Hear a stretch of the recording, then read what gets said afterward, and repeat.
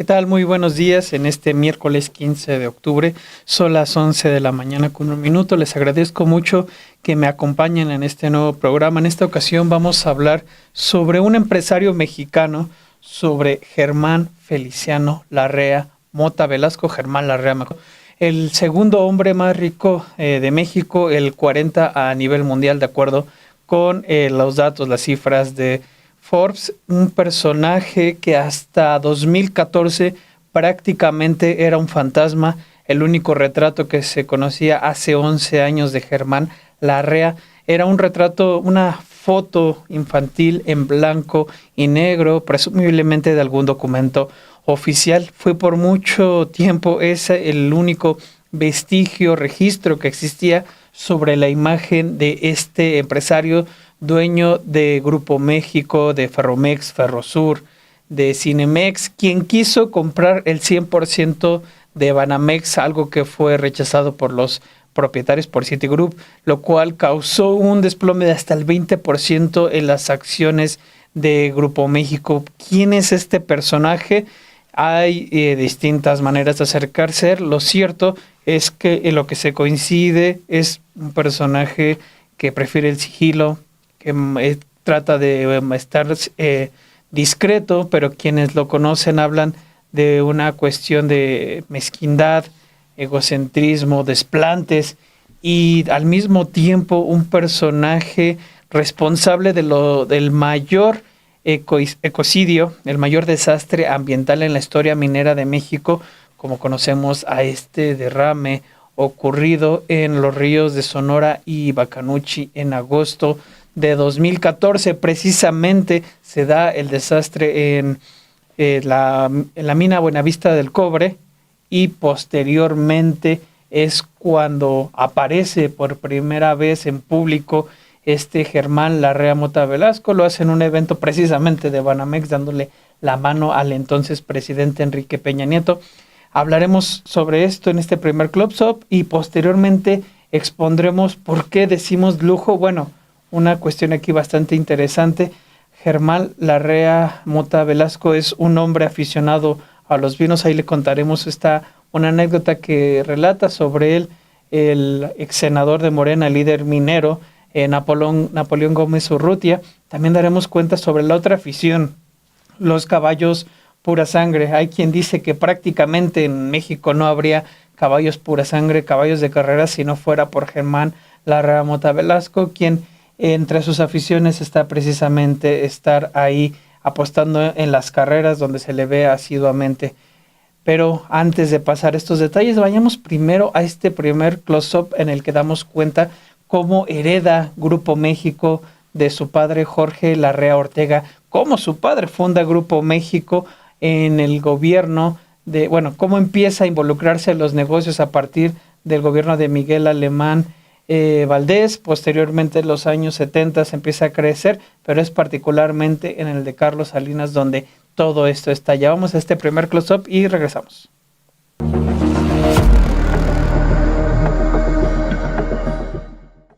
El heredero de un imperio. Por años, Germán Feliciano Larrea Mota Velasco, el segundo hombre más rico de México, era un fantasma. No se conocía prácticamente ningún retrato de él.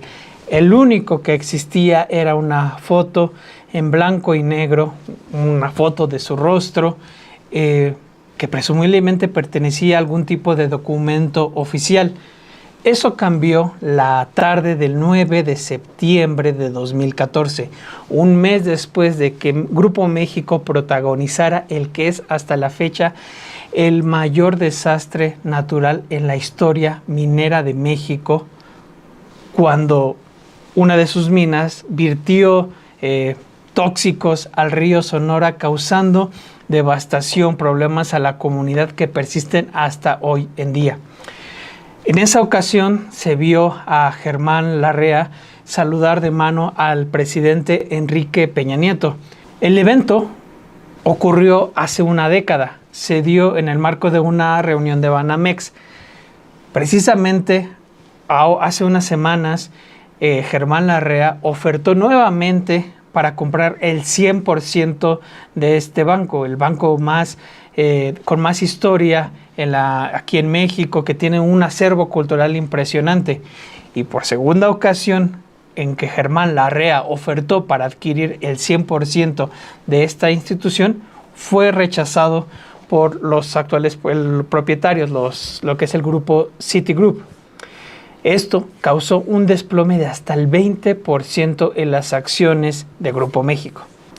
Germán Larrea heredó las riendas de este negocio de su padre, Jorge Larrea Ortega, en 1999, es decir, a la muerte de este.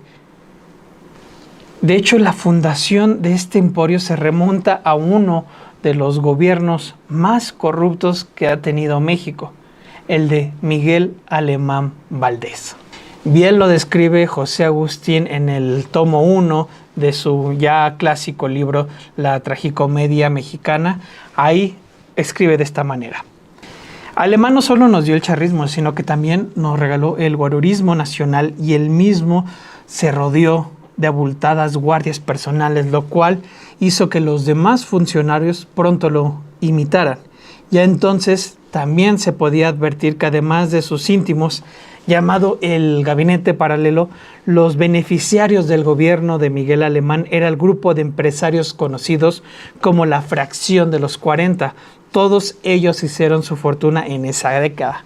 Y quizá por eso a la gente le gustaba referirse a Ali Baba y los 40 ladrones. En ese grupo empresarial figuraba un sujeto que fue clave en la fundación del imperio de los Larrea.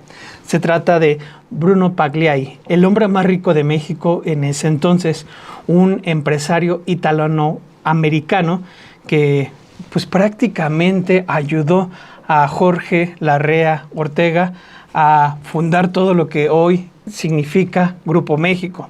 Fue gracias, por ejemplo, a esta relación que Jorge Larrea Ortega, el papá de Germán Larrea, se volvió accionista en Tubos de Acero de México, de CB, lo cual implicó su entrada en el sector metalúrgico y siderúrgico mexicano, una incursión que sería la base de su posterior imperio empresarial. No obstante, fue durante la década de los 70 que Jorge Larrea vivió uno de sus primeros mejores momentos en el sector metalúrgico y siderúrgico del país, al adquirir las propiedades de American Smelting and Refining Company y la mina de cobre de la Caridad, ubicada en Nacosari, allá en Sonora. Sin embargo, como ha pasado con prácticamente la mayoría de los magnates mexicanos, quienes ocupan los primeros puestos entre los más ricos, quienes concentran la mayor capital aquí en México, el momento determinante en el cual se expandió sin igual y pasó de un empresario que empezó a aprovechar el momento mexicano que se vivió con Miguel Alemán Valdés, empezó a crecer un poco en los 70s. El momento determinante se dio en el gobierno de Carlos Salinas de Gortari. En este gobierno nació Grupo México.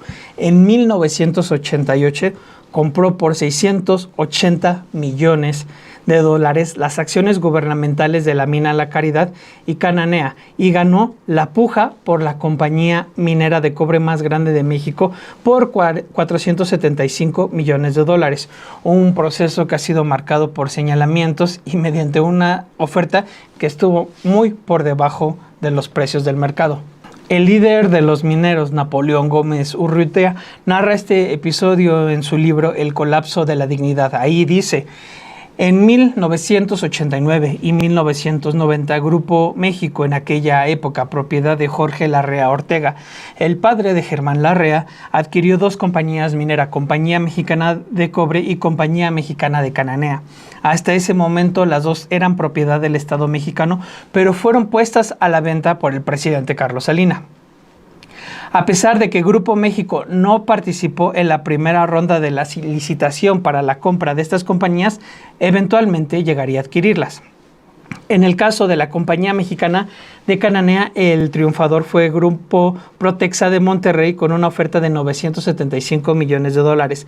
Otra compañía, Grupo Peñoles, había quedado en segundo lugar de la subasta con una oferta aproximada de 650 millones de dólares. Sin embargo, las dos propuestas fueron declaradas nulas y el concurso desierto cuando 15 días después se informó que la ganadora Protex no pudo cumplir con los pagos necesarios para hacer efectiva la compra. Y ahonda sobre este episodio. En lugar de otorgar las compañías mineras a quien ocupaba el segundo lugar en la subasta, el gobierno decidió declarar inválido el concurso y convocar a una segunda ronda de propuestas. En esta oportunidad ganó Grupo México con una oferta de 475 millones de dólares, menos de la mitad de lo que el Grupo Protexa había ofrecido meses antes. Se determina que el precio ofrecido era suficiente y Grupo México se convierte en el propietario de las compañías. Y agrega Napoleón Gómez Urrutia: no hay duda de que detrás de la escena se estaban pactando negocios entre la administración de Salinas y Grupo México que determinaron la drástica devaluación del precio de venta de las empresas. El precio irrisorio pagado por Grupo México fue una ganancia indiscutible para ellos, pero una gran pérdida para los dueños anteriores de esta compañía, el pueblo mexicano. Es conocido, de hecho, que Jorge Larrea tenía un lema desde que compró la mina de Cananea, y preferiría mejor pagarle a los abogados que darle un 5 a los trabajadores por alguna demanda, por algún desgaste físico que tuvieran, pues preferiría que lo demanden y la demanda se hiciera vieja hasta que los trabajadores se murieran o se cansaran de seguir la demanda. Jorge Larrea Ortega, el padre de Germán Larrea Mota Velasco, también fundó junto a Bruno Pagliai el Consejo Mexicano de Hombres de Negocios y en 1981 nombró a su hijo Germán Larrea parte del Consejo Administrativo y vicepresidente ejecutivo de Minera y Grupo México. A la muerte de su padre en 1999, a Germán Larrea se le cedieron las responsabilidades empresariales de la familia, convirtiéndose en el accionista más grande de la compañía minera. Una anécdota relatada en 2024, sin embargo, por Juan Linares Mantúfar, entonces secretario del Comité de Vigilancia del Sindicato Minero, expone el tipo de relación que tenía Germán Larrea con su padre. En ese entonces, Linares afirmó que Germán Larrea era un señor que tenía un resentimiento social, ya que su padre, Jorge Larrea, lo trataba muy mal cuando era joven. Y textualmente dijo: lo trataba peor que al chofer, a él únicamente lo utilizaba como un catador de vinos y decía que no servía para otra cosa. A él lo mandaba a comprar cosechas enteras de viñedos para el vino de don Jorge y era lo que hacía él, lo trataba muy mal. Por eso es un resentido de la sociedad, sobre todo con los trabajadores, agregó en ese entonces Juan Linares Mantúfar, quien era secretario del Comité de Vigilancia del Sindicato Minero.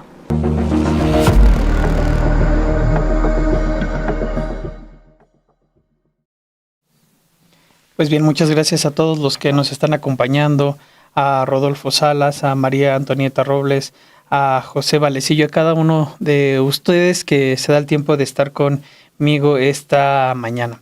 Pues bien, en este otro close-up vamos a hablar sobre lo que les había comentado, esta vida rodeada de lujos. Aquí llegaban a decir que Germán Larrea empezó desde abajo. Ciertamente no fue así, hereda todo un emporio de su padre Jorge Larrea Ortega en 1999. A la muerte de asume las riendas de todo Grupo México, lo que es hoy la principal minera del país, con presencia también en Sudamérica. Es el segundo hombre más rico, Germán Larrea, y en base a ello se entiende, por un lado, que pase su tiempo entre México y una villa que tiene allá en la Toscana, en Italia. Su afición a los vinos, él confiesa en una plática que tiene con Napoleón Gómez Urrutia ya en el verano de 2003, como uno de los primeros trabajos que tuvo en Grupo México fue como responsable de la bodega de vinos que tenía su padre, quien solía regalarlos en Navidad o en ocasiones especiales a sus amigos, muchos de ellos políticos, y en medida es como se entiende prácticamente el ascenso que tuvo desde Salinas, cuando se le da una de las minas prácticamente a un precio muy por debajo del mercado. Pues bien, eso por una parte. Por la otra, el tema que él tiene, la afición de los caballos de carreras, incluso con caballos que están compitiendo ya en circuitos de Estados Unidos, caballos ganadores. Muchas de las personas que lo conocen o que están involucrados en esa materia dan cuenta de que prácticamente no existirían caballos de carreras en México si no fuera por Germán Larrea, lo cual también lo lleva a involucrar precisamente en este tipo de actividad. Esa es la otra cara que nos da cuenta de el lujo en el que ha crecido este personaje, que es sigiloso, que es discreto y que también es responsable del ecocidio en Sonora, por ejemplo, y así como en otras partes del país, Zacatecas, en distintos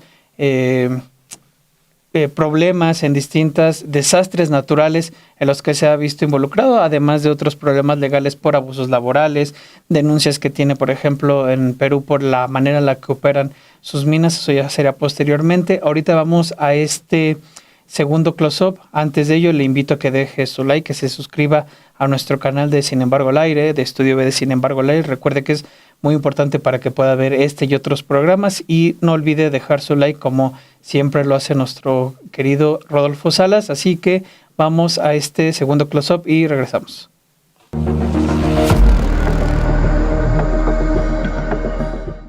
Criador de caballos y amante de lujos.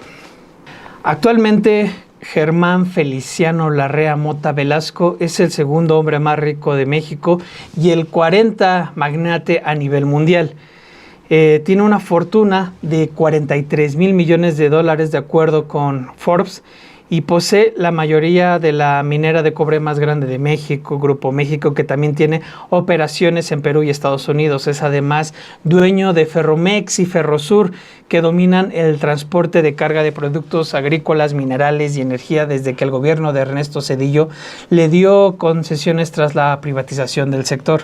También es propietario de Cinemex. Quiso hacerlo de Banamex, pero pues todo el mundo sabemos que esto fue declinado por los propietarios.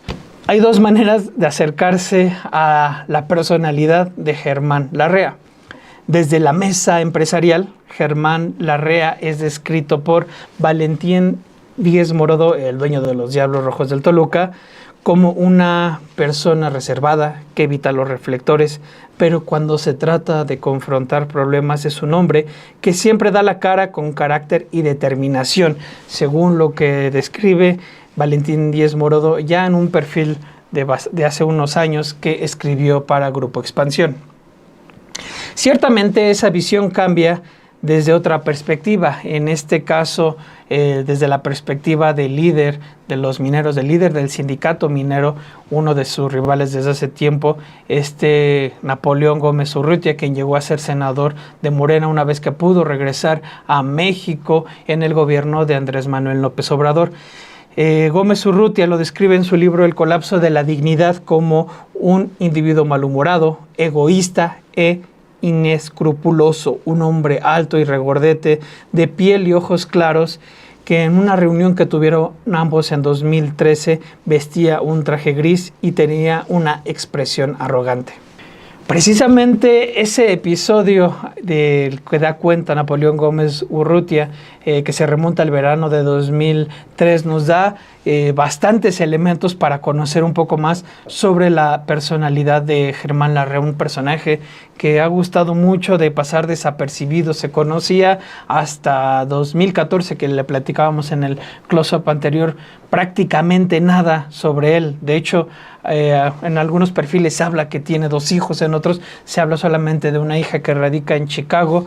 Es en verdad un personaje que se ha mantenido, como fue el caso de su madre, Sara Mota Velasco, muy lejos de los reflectores. Casi no hay entrevistas de él. Hay apenas algunas declaraciones a las prensas en uno de los últimos actos a los que ha acudido, que realmente se remiten a informes de gobierno. Acudió el último de Enrique Peña Nieto, acudió algunos de Andrés Manuel López Obrador y ha acudido también de la presidenta Claudia Sheinbaum Pardo. Retomando este encuentro que relata Gómez Urrutia en esta cena que tienen, en esta comida que tienen en el verano de 2003, da cuenta de cómo se sientan a la mesa y Germán Larrea escoge una botella de Chateaubriand de 1981 y dice: noté con sorpresa la cantidad de ceros en el precio.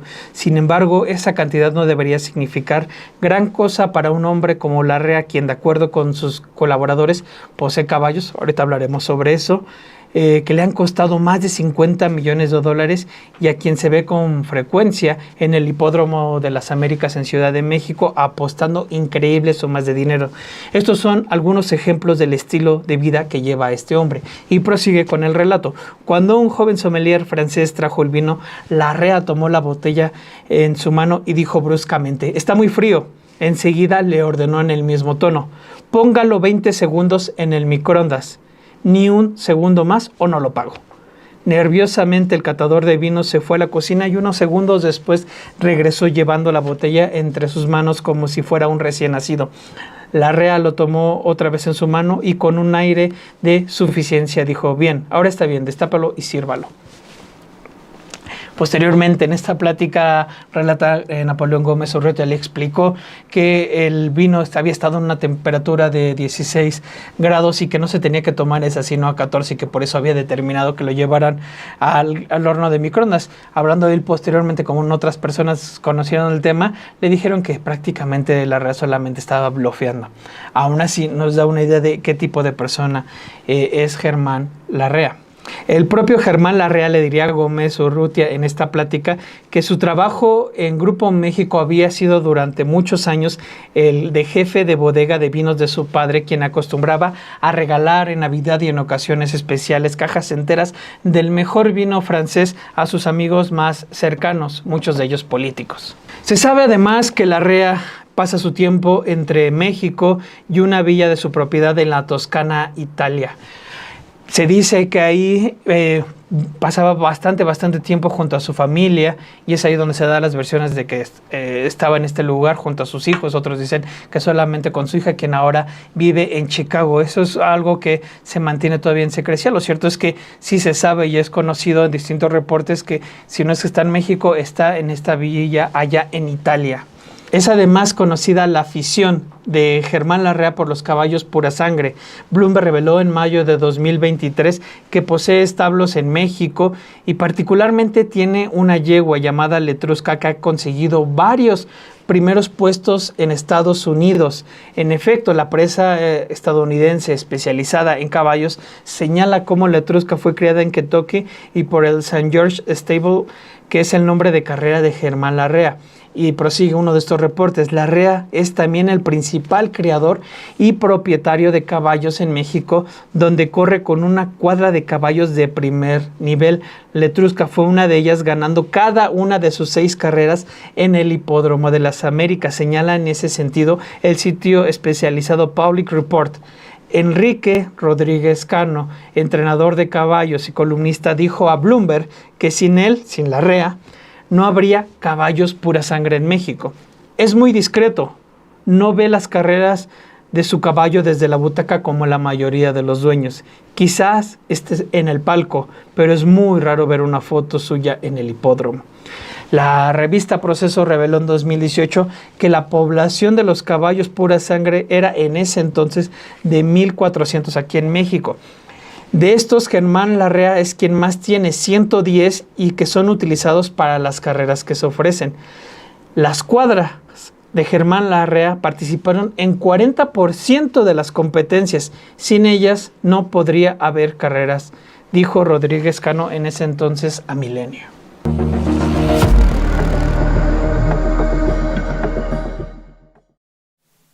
No se puede hablar de Grupo México, de Germán Larrea, sin hablar de la responsabilidad que tienen en el mayor desastre ambiental en la historia minera de México, sin hablar de lo que sucedió en 2006 en Pasta de Conchos, la omisión frente a las familias, la falta de atención, de empatía.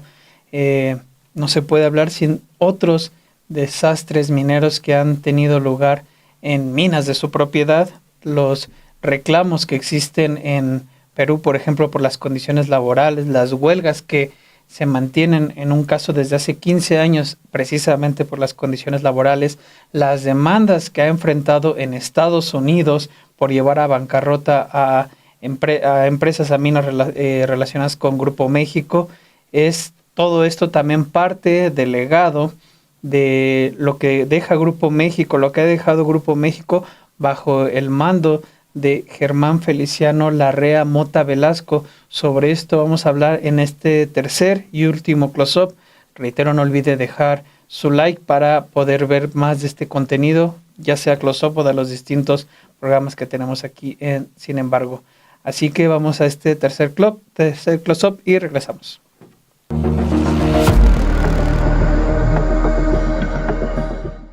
Un depredador del medio ambiente. Hay dos eventos que han marcado las operaciones de Grupo México en los últimos 20 años. El primero de ellos, sin duda, es el desastre minero en Pasta de Conchos, una tragedia que tuvo lugar el 19 de febrero de 2006, cuando se registró una explosión en la Mina 8 en Coahuila, en la que 65 de los 73 obreros que se encontraban trabajando en ese turno quedaron atrapados. En ese año se inició el rescate, que se suspendió un año después. Ni el gobierno de Vicente Fox, que vivió la tragedia, ni el de Felipe Calderón, que la heredó, ni el de Enrique Peña Nieto hicieron algo para rescatar los cuerpos. Fue hasta que Andrés Manuel López Obrador llegó a la presidencia cuando se reactivaron el rescate de los cuerpos, y con Claudia Sheinbaum Pardo se han podido rescatar los restos de 21 mineros y la entrega digna de 13 años en las labores que aún continúan. En su libro que hemos ampliamente citado, de Napoleón Gómez Urrutia, se retrata a Larrea precisamente como un patrón que no otorgaba seguridad ni se preocupaba por la ventilación suficiente en sus minas, además de haber sido omiso con las familias de los mineros que quedaron sepultados en una de sus instalaciones. Dice: el cobarde de Germán Larrea no se presentó en las minas ni para pedirles disculpas a las familias, ofrecer las condolencias y ofrecer los recursos técnicos o materiales para el rescate. Fue lo que denunció en ese entonces Napoleón Gómez Urrutia. Grupo México es además responsable del mayor desastre ecológico en la historia minera de México. Se trata, caso, como bien lo sabemos, del derrame de químicos en el río Sonora y en el río Bacanuchi, ocurrido en agosto de 2014, cuando la mina Buenavista del Cobre, subsidiaria de Grupo México, derramó 40,000 metros cúbicos de ácido sulfúrico con 700 toneladas de metales pesados en los ríos Bacanuchi y el de Sonora. Desde entonces, las personas viven con afectaciones en su salud y en sus comunidades. Los damnificados se ampararon, de hecho, por esta situación contra el gigante minero, y en enero de 2020 lograron que la Suprema Corte de Justicia de la Nación ordenara reabrir el fideicomiso Río Sonora, creado para atender las afectaciones por el derrame, al determinar que la reparación del daño que hizo la minera de Germán Larrea no fue adecuada. En agosto pasado, en el 11 aniversario del desastre, las comunidades afectadas denunciaron que no existe una remediación ambiental, no hay acceso a agua libre de metales pesados, ni hospitales especializados en toxicología, ni atención a la salud. Las comunidades denunciaron, por el contrario, el abandono y el retroceso por parte, tanto obviamente de la minera como de las autoridades. En ese sentido, la presidenta Claudia Sheinbaum Pardo dijo hace apenas unos días que se mantiene el diálogo con Grupo México para que remedie este año, a prácticamente 11 años de que ocurrió este desastre ambiental. La presidenta dijo que se tiene que garantizar la limpieza del río, del suelo, una clínica que quedó a la mitad, un laboratorio para estar analizando la calidad de agua y aparte la mina de los mineros. Lo cierto es que estos dos no son los únicos desastres ambientales o tragedias en las que ha estado detrás Grupo México. En ese mismo agosto de 2014, un tren cargado con 240 toneladas de ácido sulfúrico se descarriló y volcó a escasos metros del río Santa Cruz en Nogales, Sonora. Los residuos tóxicos provenían de la minera Buenavista del Cobre y 2 años después, también en Sonora, un carro tanque volcó en la mina La Caridad de Grupo México y derramó más de 10,000 litros de ácido débil en el municipio de Nacozari, en la Sierra Alta del estado. En el río Bolaños, en Jalisco, una ruptura en la presa de Jales de la mina de Plato Bolaños, propiedad de Grupo México desde 1993, provocó que se vertiera mercurio, plomo y arsénico en 2010, lo que causó la muerte de peces y afectaciones a la vida de las poblaciones ribereñas. En mayo de 2019, agricultores y ganaderos de la comunidad del Sombrerete en Zacatecas denunciaron al gobierno del estado y a dirigentes sindicales de la Unidad Minera San Martín, que pertenecen al Grupo México, por el derrame de desechos con cianuro y otros contaminantes en el río de la comunidad. Meses después, en julio de ese 2019, una falla en las válvulas de las tuberías de Grupo México durante un proceso de transvase en la terminal marítima de Guaymas provocó el derrame de 3,000 litros de ácido sulfúrico en el Mar de Cortés. Además de los desastres ambientales causados por Grupo México, existen denuncias laborales contra la REA. En 2004, la fracción 1 de la sección 207 de Agua Prieta, allá en Sonora, del Sindicato Nacional de Trabajadores Mineros, inició una huelga por violaciones al contrato colectivo a raíz de un adeudo que se mantiene con los trabajadores. 3 años después, en 2007, el sindicato minero se declaró en huelga y paró las operaciones mineras en Cananea, San Martín y Sombrerete, en demanda de contratos colectivos y una revisión de los estándares de seguridad. Desde entonces, los mineros mantienen su huelga. No se trata de irregularidades solo en México. En abril de 2017, el Sindicato Único de Trabajadores de Southern Peru Copper Corporation presentaron diversas demandas a Grupo México, como fueron el rechazo a la instalación de cámaras de vigilancia y cumplimiento de la prueba de protección de la jornada máxima, el cese de despidos masivos bajo la modalidad de incapacidad permanente, la revisión del pago por concepto de participación de utilidades de 2016 y mejoramiento de la atención médica. 2 años antes, agricultores protestaron en Arequipa por posibles riesgos que traería Southern Copper a la zona costera, algo que negó la firma. En Estados Unidos también ha tenido señalamientos Grupo México. ASARCO, una firma minera que compró este grupo empresarial en 1999, fue señalada en 2006 de haber incinerado y almacenado tóxicos como agua utilizada para lavar un horno en el que se quemaron desechos de armas químicas. En 2008, ASARCO demandó a Grupo México de quitarle sus activos más valiosos y llevarla a la bancarrota. No obstante, un año después, la minera estadounidense saldría de la bancarrota controlada por Grupo México. En el gobierno pasado, Grupo México enfrentaría otra polémica que quizás todos recordemos, cuando en noviembre de 2022 concluyó su contrato de manera anticipada la construcción del tramo 5 del Tren Maya, bajo el argumento de que le era imposible cumplir con los plazos establecidos para la entrega del proyecto.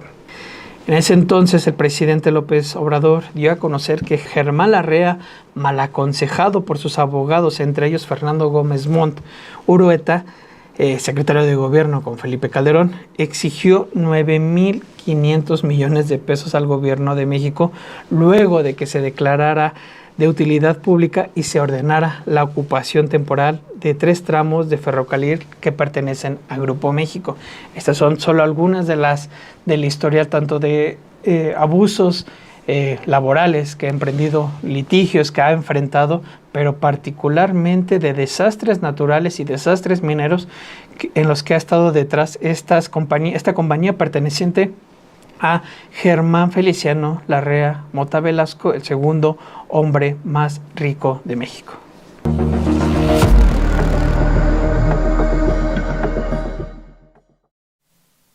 Pues bien, llegamos al fin de este close-up. Le agradezco mucho que nos haya acompañado, que me haya acompañado para hablar sobre este personaje que en verdad es importante tener siempre en mira, principalmente por todas las actividades que hay detrás de la extracción minera, particularmente la que implica a Grupo México, y sobre todo que hace unos días estuvo en boca de todos, principalmente por la intención de adquirir el 100% de Banamex, el rechazo para que pudiera llevar a cabo esta transacción, principalmente nos lleva a pensar, a desentrañar todo lo que hay detrás de este empresario, de Germán Feliciano Larrea Mota Velasco. En verdad agradezco a cada uno de ustedes que se haya dado el momento de acompañarme en este programa. Muchas gracias. También a Emma Juárez en los controles y nos vemos dentro de una semana.